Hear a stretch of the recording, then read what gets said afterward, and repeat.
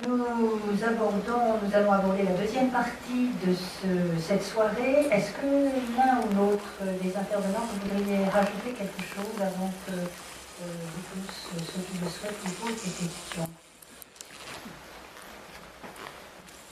Juste quelque chose pour dire qu'effectivement, à côté de la douleur physique qui impose, là aussi ça devrait être une contrainte, qui impose une prise en charge, aujourd'hui on ne va plus ignorer les traitements, mais il y a des fois des obstacles techniques malgré tout, parce que certaines douleurs, dans certains types de cancers en particulier, nécessitent des moyens techniques qui ne sont pas à disposition de tout le monde. Donc il y a quand même des inégalités en matière d'accès aux soins. C'est une réalité ça aussi. Donc il faut essayer de niveler ces inégalités ou de permettre aux patients d'aller vers les personnes les plus habiles et les plus expérimentées pour bénéficier de ces traitements. Donc traiter la douleur, ça c'est un impératif catégorique.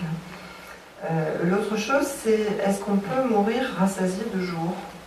Je trouve très intéressant ce que dit le docteur Dahan sur le fait qu'il est surpris de voir certaines personnes tout à coup manifester un certain élan vital. Il y a des gens qui ont très bien théorisé ça, en psychanalyse en particulier. Michel de Musan, dans L'art et la mort, qui a parlé du travail de trépas. Et donc on voit ça, en effet, cette capacité à réinvestir beaucoup de désirs tout à coup, au moment où la pendule est en train de sonner la fin. Voilà, c'est un constat, c'est une réalité. Mourir rassasié de jour, je ne sais pas. Je crois effectivement que par contre on peut être très déprimé et que là aussi ça mérite un peu d'investigation clinique et que certains patients traités de leur dépression finissent aussi par voir les choses d'une manière très différente. Et enfin, c'est vrai que les modifications de notre mode de vie imposent la solitude que vous avez tous largement soulignée et qui est un vrai fléau et une vraie maladie. Peut-être juste, moi je voudrais quand même pas qu'on puisse laisser imaginer que la mort c'est qu'une question médicale.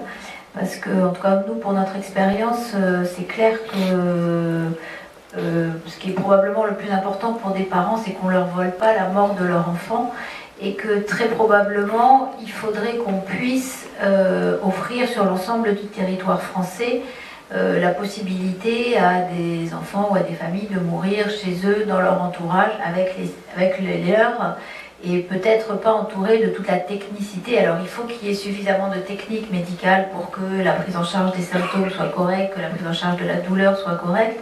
Mais après, je dirais que je crois que la question de la fin de vie des enfants, en tout cas moi pour ma pratique des enfants, c'est beaucoup aux parents de trouver et d'essayer de voir ce qui pourrait être, en tout cas pour eux, si ce n'est le mieux, parce qu'il ne peut pas y avoir de mieux, mais en tout cas le moins pire. Et je ne voudrais pas que la mort devienne quelque chose de totalement médicalisé, parce que je crois que ce n'est pas que de ça dont il s'agit. Voilà, la parole est à vous.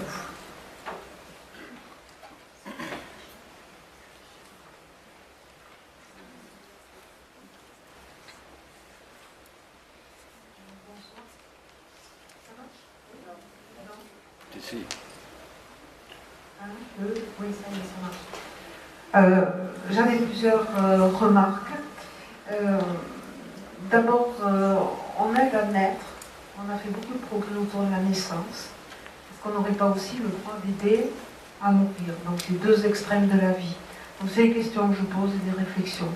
Plus. Voilà. Les directives contraignantes, pour moi, c'était plus par rapport à effectivement ce que vous avez dit, au niveau de l'écoute et du respect du patient et de la personne. Donc c'est vrai qu'après, contraignante au niveau du médecin, c'est difficile. Je suis médecin aussi, donc si c'était ça, maintenant je suis à la retraite, et si j'avais à le faire, c'est vrai que c'est par rapport au dialogue, mais après il y a des personnes qui effectivement ne pourront plus avoir ce dialogue. Les directives anticipées, je les ai regardées avec tout ce qui est au niveau de la loi, la réunion de ce soir. Et je me demande effectivement comment on peut les remplir, c'est très compliqué. Celles qui sont données au niveau de la sécurité sociale, c'est pas possible. J'ai fait de l'art et du SAMU, des urgences et tout, avec une certaine culture. Est-ce que j'ai envie, convaincu? Pourquoi j'aurais envie? Pourquoi j'aurais pas envie? Pourquoi j'aurais envie d'une respiration artificielle? Parfait. Je trouve que c'est très compliqué, je vous rejoins. Je trouve que les directives anticipées de l'Association pour le droit à mourir dans la dignité sont déjà plus accessibles à tout le monde, plus correctes. Elles sont valables que 3 ans, on peut y revenir dessus. Et ça donne l'occasion aussi de pouvoir en parler, parce que vous avez dit qu'il fallait beaucoup d'écoute, effectivement, entre le corps médical et des patients, mais je crois qu'il faut aussi dédramatiser ce sujet et qu'on puisse en parler en famille, avec ses proches et autour de soi. Et que ça puisse devenir un débat avec ses proches pour pouvoir effectivement quitter cette vie avec une certaine dignité. Vous disiez à la maison, pourquoi pas, avant on mourait quand même beaucoup à la maison et pas à l'hôpital seul, donc c'est important aussi, mais qui est cette parole avec ses proches pour savoir comment effectivement on préfère répartir. Après, au moment de la mort, c'est vrai qu'on voit beaucoup de choses. Des gens qui tout d'un coup ont envie de vivre avec la peur de la mort et la peur qu'on ne sait pas. Et puis, vous avez pu en voir dans les services, des personnes qui savent qu'elles vont mourir et qui ont une sérénité assez extraordinaire. Et je crois que ça, c'est vraiment beau aussi de pouvoir partir avec cette sérénité. Et quels que soient les soins qu'on leur fait, ils savent que c'est la fin, ils vous remercient et vraiment ils sont déjà ailleurs, alors qu'ils sont conscients. Donc c'est vraiment important. Voilà. Donc il y avait toutes ces réflexions-là.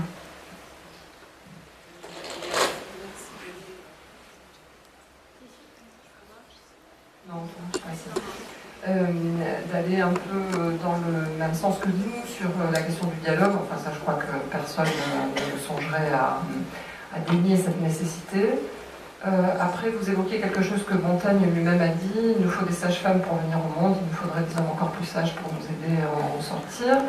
Mais vous évoquez le fait qu'on meurt aussi à l'hôpital de plus en plus, mais on est à l'hôpital aussi, c'est-à-dire qu'effectivement, la naissance et les lieux de naissance et les lieux de mort se sont déplacés.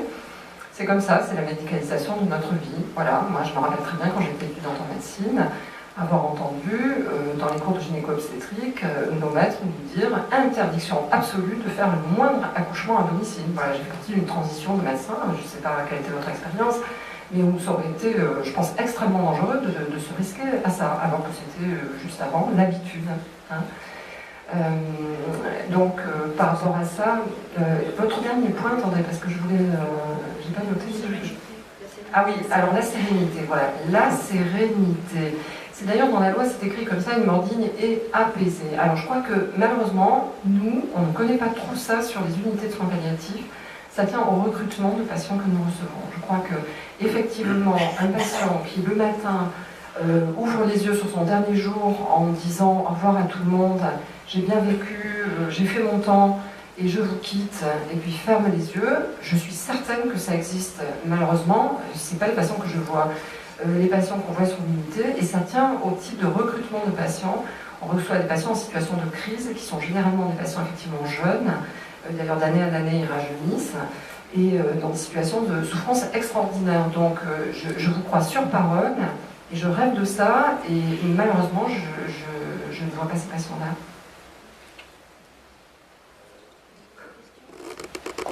Il y avait aussi un point de vue, une question sur le fait que Madame avait jeté un coup d'œil dans les dossiers qu'il fallait remplir, et disait que ça paraissait très bureaucratique. Je ne connais pas votre point de vue, si c'est le cas de l'occasion de jeter un coup d'œil. Alors aujourd'hui, il y a différents modèles qui existent. Hein. Vous avez cité celui de la Sécu, il y a la DMD, il y a celui de la Société française d'accompagnement et de soins palliatifs. Donc il y a différentes propositions, on peut s'inspirer de ça. On n'est pas obligé de s'inspirer d'un modèle non plus. Hein. Mais par contre, à l'avenir, ce qui est prévu dans le nouveau texte, c'est de dire que les instances, alors lesquelles exactement, là je n'ai pas mémorisé, c'est en collaboration avec l'HAS, mais il y a une autre instance associée qui prévoirait un modèle, voilà, qui serait le modèle valable pour tous.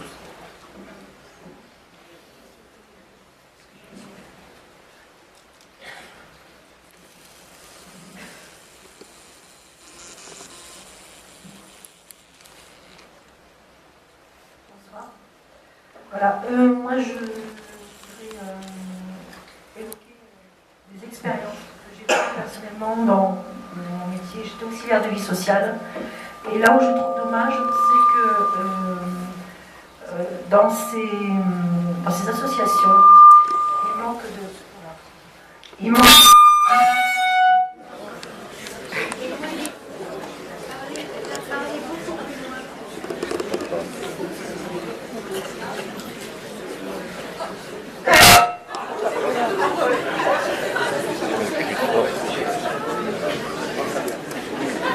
C'est le micro qui a des problèmes.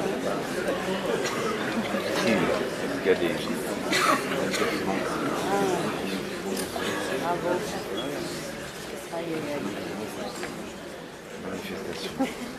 J'espère que ça va bien marcher. Donc voilà, ce que je voulais dire, c'est que dans les associations, j'ai eu donc, où j'ai travaillé, j'ai eu 2 expériences personnelles qui m'ont vraiment marqué. À l'époque, c'était les années 99.